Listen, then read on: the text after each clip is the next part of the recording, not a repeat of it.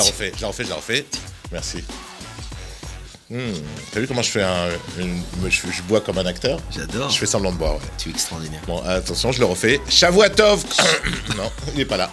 Alors, Shavua Tov. On dit Shabbat Shalom. Alors, ok, Shabbat Shalom. C'était bien, Shabbat, vous avez kiffé, vous avez bien mangé. Vous avez pris 2 kilos, c'est pas grave, parce que tous les kilos qui sont pris Shabbat seront perdus dans la semaine. Tu ne m'obliges pas à mettre un tampon sur ça, parce que je n'y crois pas du tout. Okay. J'en souffre des... Ouais, on voit à côté de moi, tu fais un peu plein. C'est grossier? Non, je sais pas, à côté de moi, quoi. Bon, tu m'inquiètes. Bon, en tout cas. Shavua Tov. Et la paracha de la semaine, c'est... Voilà, Vayetse. Il est sorti. Il est sorti, mais alors... Il est sorti de où? quoi on parle? Alors, moi, et de qui? De qui? Eh ben, la Nekuda, encore une fois... C'est une paracha que j'adore. Non, mais il y a quelque chose d'extraordinaire. Il y a Rachel et Léa, Baruch Hashem, sont les femmes de Yaakov, entre autres. Rachel et Léa, ouais. Avec Bila et Zilpa. Rachel, elle se rend compte que Léa a plus d'enfants qu'elle. Ah ouais. Et Rachel, elle est jalouse. Elle est triste. Elle est jalouse. Oui.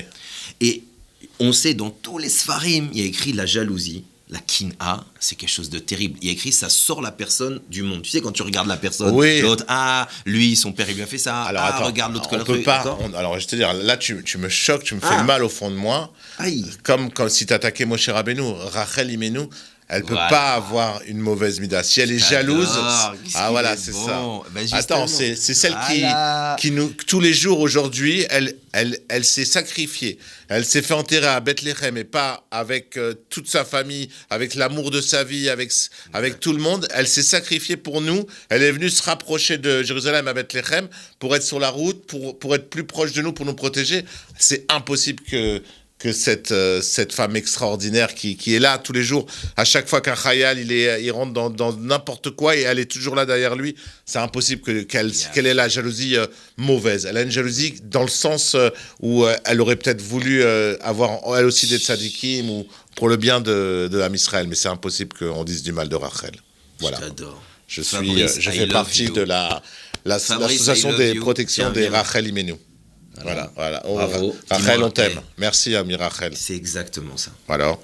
C'est-à-dire que tu as raison, la jalousie, c'est tellement un sentiment terrible qui amène... On dit, la Mishnah, elle dit, ça sort l'homme. Comment la Torah, elle dit, Rachel, elle est jalouse. Ça peut pas être ça.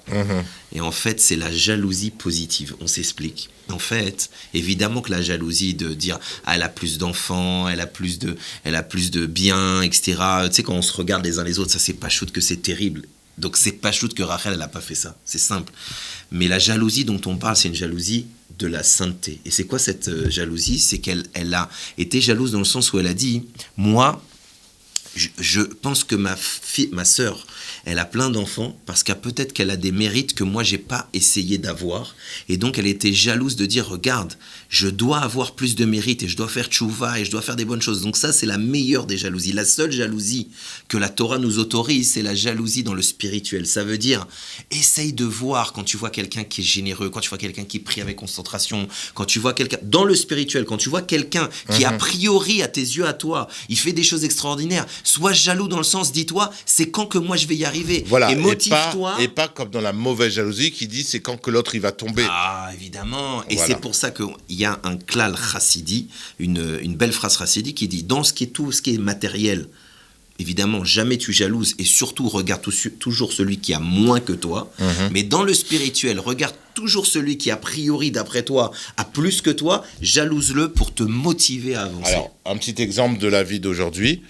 Bien sûr qu'on ne peut pas être jaloux de quelqu'un qui a beaucoup plus d'argent que nous, mais par exemple, vous voyez quelqu'un qui a beaucoup d'argent et qui, avec cet argent, fait beaucoup de bien et, je sais pas, fait la tzedaka, aide des gens, alors là, on peut être jaloux de pas nous aussi avoir la possibilité de donner autant et de faire autant de bien. D'ailleurs, je pense que c'est un bon trick.